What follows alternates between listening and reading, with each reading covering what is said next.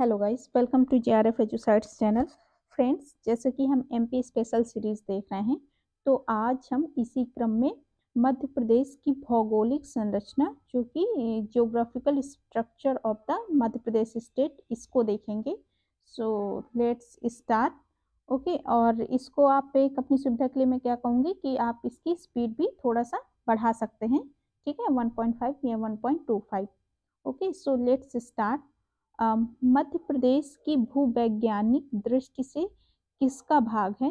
तो मध्य प्रदेश जो है इस भूवैज्ञानिक दृष्टि से ये गोंडवाना लैंड का हिस्सा है। ठीक है, अरावली पर्वत श्रृंखला मध्य प्रदेश के किस क्षेत्र में फैला हुआ है? तो अरावली पर्वत श्रृंखला मध्य प्रदेश के मालवा के जो पठार है उसमें फैला हुआ है। आर्य समूह की चट्टानें मध्य प्रदेश में किस रूप में पाई जाती हैं? तो यह गोंडवाना शैल समूह के रूप में। भौतिक बनावट की दृष्टि से वर्तमान मध्य प्रदेश को कितने भागों में बांटा गया है? तो यह टोटल 7 पार्ट्स हैं। ठीक है, 7 भागों में इसको बांटा गया है। मध्य प्रदेश का सर्वोच्च शिखर धूपगढ़ किस पर्वत श्रेणी में स्थित है? तो जो धूपगढ़ शिखर है, ये सतपुड़ा पर्वत श्रेणी में आता है। वहीं मध्य प्रदेश का सबसे बड़ा पठार कौन सा है? तो ये मालवा का पठार है। ठीक है, फिर मध्य प्रदेश में गोंडवाना युग की चट्टानें किस क्षेत्र में मिलती हैं? तो ये सतपुड़ा क्षेत्र है, सतपुड़ा क्षेत्र में मिलती हैं। फिर मध्य प्रदेश का कौन सा क्षेत्र गोंडवाना कहलाता है? तो जो दक्षिण पूर्व का क्षेत्र है ये गोंडवाना क्षेत्र कहलाता है। वहीं अरावली एवं विंध्य श्रृंखलाओं के मध्य कौन सा पठार स्थित है? तो यह मालवा का पठार स्थित है। नर्मदा घाटी किन पर्वत श्रृंखलाओं के बीच स्थित है? तो ये सतपुड़ा और जो विंध्याचल का क्षेत्र है उसमें ये स्थित है। शहडोल जिला किस पठार के अंतर्गत आता है? तो ये बुंदेलखंड पठार। ठीक है, भूवैज्ञानिक संरचना की दृष्टि से प्राचीनतम चट्टानें हैं, तो ये कौन सी है? आर्कियन चट्टानें। ठीक है, आर्कियन चट्टानें।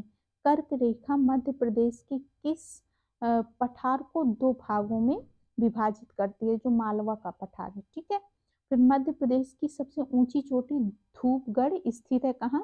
तो महादेव पहाड़ियों में। कौन सी श्रेणी यमुना और सोन के मध्य जल विभाजक का कार्य करती है? तो ये कैमूर की पहाड़ी। ये मध्य प्रदेश का एकमात्र हिल स्टेशन पंचमढ़ी कहाँ स्थित है? तो ये कहाँ स्थित है? महादेव पहाड़ियों में।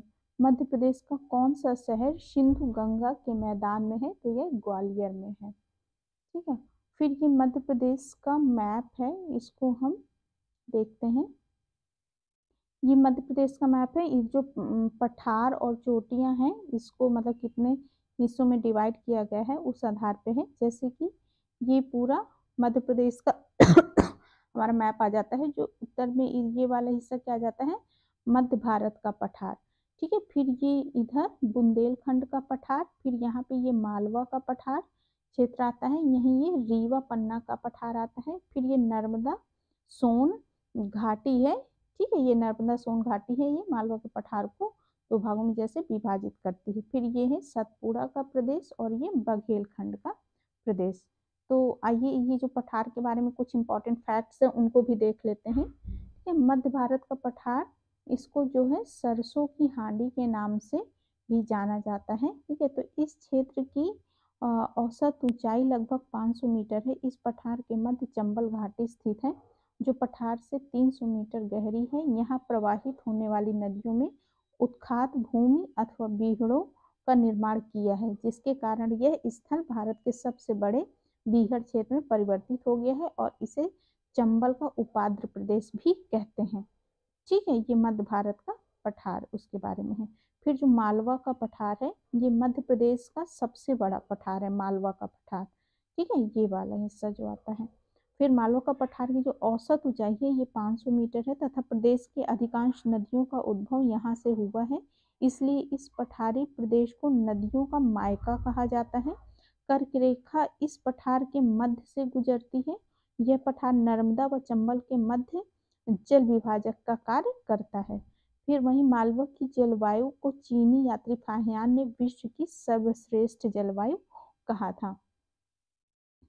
ठीक है। फिर ये नर्मदा सोन घाटी है, इसके बारे में है। राज्य का यह दूसरा सबसे बड़ा भौगोलिक प्रदेश है। यह राज्य को भूभाग का लगभग 26% है। राज्य के भूभाग का लगभग 26% भाग में फैला हुआ है। नर्मदा तथा सोन नदियों की विषम स्थलाकृतियों से प्रवाहित होने के कारण एवं उच्चावच में भिन्नता के कारण नदियों में अनेक जलप्रपातों का निर्माण किया है। प्रसिद्ध जो दर्शनीय स्थल हैं वो जैसे कि अमरकंटक, भेड़ाघाट, महेश्वर आदि। ठीक है। फिर इसके बाद हाँ, ये जैसे कि हमने अभी ये पठारों के बारे में देखा। फिर इसके बाद हम यहाँ की मध्य प्रदेश की जो भूगर्भिक संरचना है, geological structure of Madhya Pradesh, उसमें देखते हैं जो भूगर्भिक संरचना का जो स्वरूप है और इसके साथ ही इसमें संरचना के आधार पर वहाँ पे कौन कौन से जो शैल समूह है और उसका जो विस्तार क्षेत्र है उसको हम देखेंगे। तो जो आर्कियन समूह है, आर्कियन समूह की जो प्रमुख चट्टानें हैं, शैल समूह है, इसमें ग्रेनाइट, शिस्ट तथा नीस है। और यह राज्य के उत्तर, उत्तर पश्चिम तथा पूर्वी भाग में इसका विस्तृत क्षेत्र है। प्रायद्वीपीय नीस एक प्रमुख आर्कियन चट्टानें हैं। इन्हें कणों के आधार पर बुंदेलखंड नीस तथा चार्नोकाइट नीस आदि के नाम से जाना जाता है।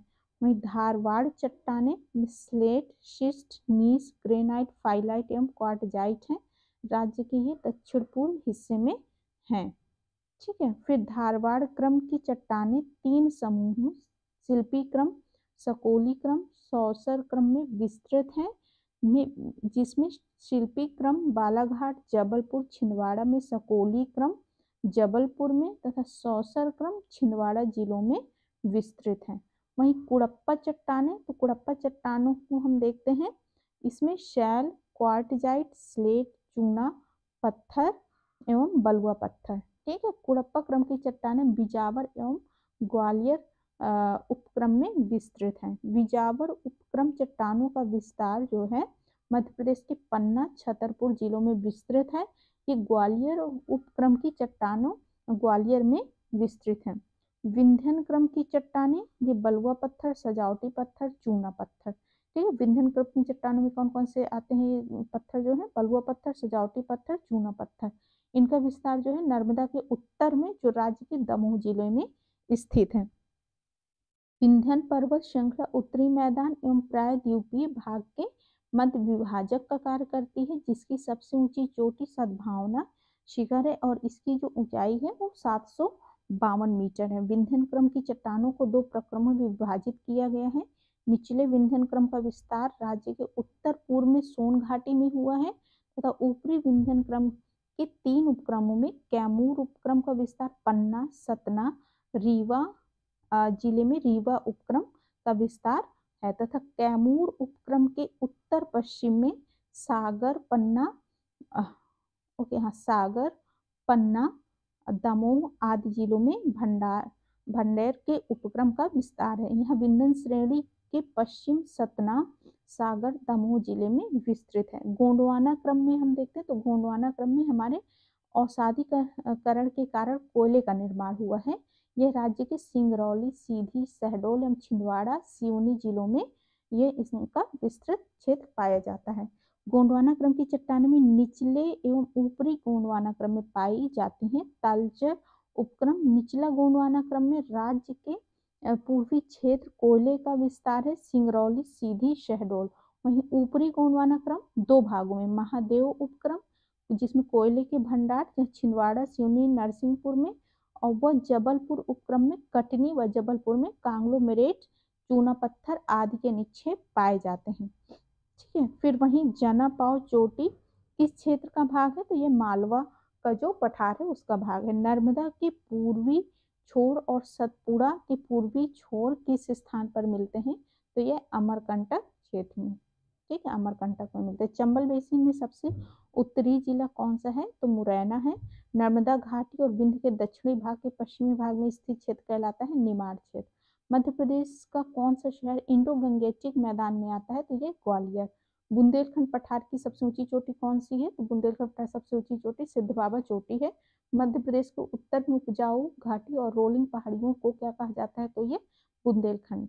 ठीक है। शहडोल जिले में बांधवगढ़ पहाड़ियाँ किस पर्वतमाला में स्थित है? तो यह विंध्य में है। विंध्याचल श्रेणी दमोह में सबसे ऊंची चोटी कौन सी है? तो ये गुडविल चोटी है। मध्य प्रदेश को कितने प्राकृतिक क्षेत्रों में विभाजित किया गया है? तो टोटल 9 प्राकृतिक क्षेत्रों में इसको विभाजित किया गया है।